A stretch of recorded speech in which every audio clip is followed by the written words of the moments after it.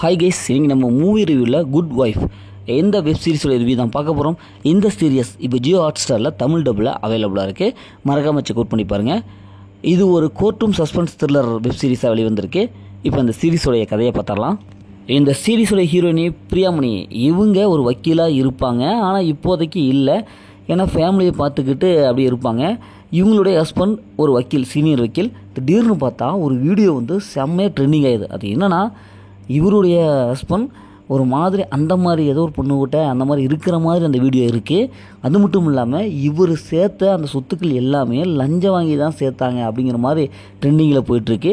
இதனாலேயே பிரியாமணி அவங்களுடைய ஹஸ்பண்டை போலீஸ் அரெஸ்ட் பண்ணி ஜெயிலில் போட்டுறாங்க. இப்போது பிரியாமணி அவங்க தன்னுடைய ஹஸ்பண்ட் எப்படியாவது காப்பாற்றணும்னு சொல்லிட்டு மறுபடியும் லா ட்ரைனிங் எடுத்து ஒரு சில கேசஸ் எல்லாம் அப்படியே வாதாடுறாங்க. இதனால் அவங்க குடும்பத்தையும் ரன் பண்ணுறாங்க. இப்போ இறுதியில் அவங்களோட லைஃப் என்னவோ மாறுச்சு அப்படிங்கிறத ஃபஸ்ட்டு ஒரு 6 எபிசோடில் அப்படியே சுருக்கமாக சொல்லியிருக்காங்க. இப்போ இந்த சீரிஸுடைய பாசிட்டிவ்னாவே பிரியாமணி அவங்களுடைய கேரக்டர் நல்லா எழுதி எடுத்துருக்காங்க. அவங்கள ஃபாலோ பண்ணாவே இந்த சீரிஸை பார்த்து முடிச்சிடலாம். அதேமாதிரி இந்த சீரிஸில் நடிச்ச எல்லாமே வந்து சூப்பராக பர்ஃபார்ம் பண்ணியிருக்காங்க.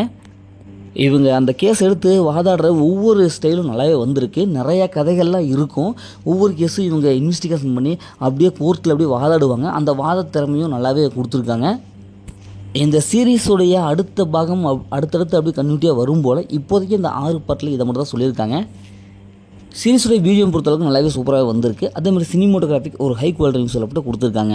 இந்த சீரிஸோட மைனஸ்ன்னு பார்த்தாவே பெருசாக ஒன்றும் இல்லை, சூப்பர்னு சொல்கிற அளவுக்கு ஒன்றும் இல்லை. நார்மலான ஒரு சீன்ஸ் தான் இருக்குது. ஒரு சில சீன்ஸ் ப்ரெடிக்டபுளாக இருக்குது, கொஞ்சம் லேகிங்காக இருக்குது. மற்றபடி இந்த சீரிஸில் பெரிய மைனஸில் எதுவுமே இல்லை. இந்த சீரிஸை ஃபேமிலியோட பார்க்கலாம், கண்டிப்பாக ஃபேமிலியோட பார்க்கலாம். படத்தில் அந்த மாதிரி சீன்ஸ் எதுவுமே இல்லை. மொத்தத்தில் எப்படி சூப்பராக சும்மா இருக்கலாம். இது ஒரு ஒன் டைம் வாட்சபிள் தான் நான் உங்களுக்கு சொல்கிறேன். ஓகே, இதேமாரி அடுத்து ஒரு புதிய மூவி ரிவ்யூ சந்திப்போம்.